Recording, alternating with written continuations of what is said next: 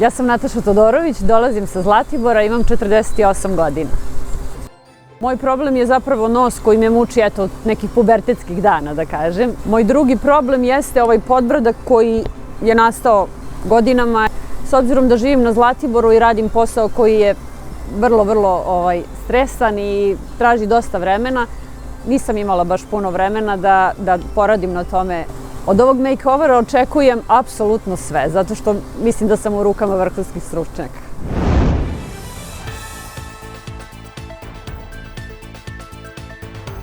Dobar dan, Nataša, kako ste? Drago mi je, kako ste? I meni je drago, sad sam odlična. Nataša nam je, kako bih rekao, negde idealni kandidat za operaciju nosa. Međutim, estetska hirurgija i plastična hirurgija uopšte je, da kažem, jedna divna grana medicine zato što nam dozvoljava kreaciju. Da, endolift ne može. Ali, znaš šta, jedino sad ne znam da li kad već radimo nos i radimo neck tight, da li da odmah iskorigujemo ovaj višak ovde kapa. Ali gledaj, mi možemo neck tightom da postignemo ovaj rezultat. I ovo da se uradi liposukcija ovog dela i onda neck tightom da se sloni. Uklonit ćemo ekskluzivnom tehnologijom neck tight, znači kombinacija liposukcije gde ćemo izvaditi to masno jasnuče, ali i posredstvom radiotalasa zagrejati površinu kože, tako da ćemo u periodu od 6 meseci nakon operacije kože biti sve zategnutija, a onda ćemo verovatno i bradu konturisati malo dodatkom hijaluronske kiseline. Tako ćemo dobiti 1/4 lice bez jastučića koji vise i bez podbratka. To je nešto što će biti savršen efekat. Možda markice povećamo usne hijaluronskom kiselinom, ali to ćemo sve da vidimo kada budemo uradili, da kažem, ovu centralnu proceduru, a to će biti nos i uklanjanje podvaljka. Onda ćemo vidjeti dalje da li ostaje još neki, kako bi to rekli, fino podešavanje ili fine tuning. Ali ako krenemo i da skeniramo od ozgo na dole, ono što najpre upada u oči i pomalo smeta, to su tetovirane obrve. One praktično nekako menjaju simetriju lica i bitno je da nekim procedurama koje nisu nama baš toliko poznate, ali malo uklonimo te tetovaže, da se prvo to odradi. U svakom slučaju, Nataša će biti idealan kandidat i bit će to jedan jako dobar rezultat.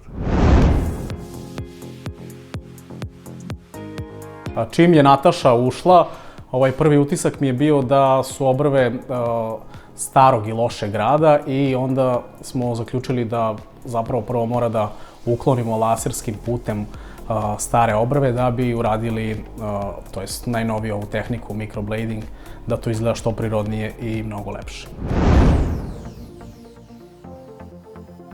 Danas nam dolazi pacijentkinja za uklanjanje tetovaža. To su obrve u pitanju. Koristit ćemo Candela Pickaway laser, koji je najmodernija tehnologija za ova procedura.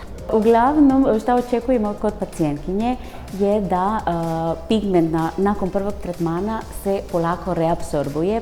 Prvo će da bude beličasto, poslije jeste može da bude još crvenije, ali nakon toga se reapsorbuje i moramo onda tada da vidimo, da odredimo da li ima potreba sa još tretmana i kako ćemo da nastavimo sa parametrima, da li ima potreba da se nešto menja.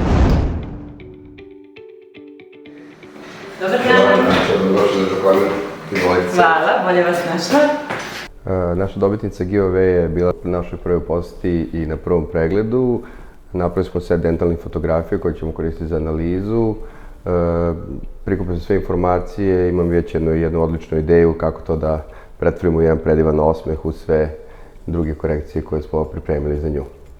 Osnovna ideja je da stare kompozitne fasete kod pacijentkinje zamenimo sa potpuno novim, takođe kompozitnim fasetama koje se rade injekcijnom tehnikom, što je nešto trenutna revolucija u izradi kompozitnih faseta, gde se digitalnim procesom prave prototip, dizajn i taj dizajn prenosi direktno u usta pacijentkinje uz pomoć nekakvih folija i materijal koji nam dozvoljava da potpuno na predvidljiv način napravimo savršen osmeh.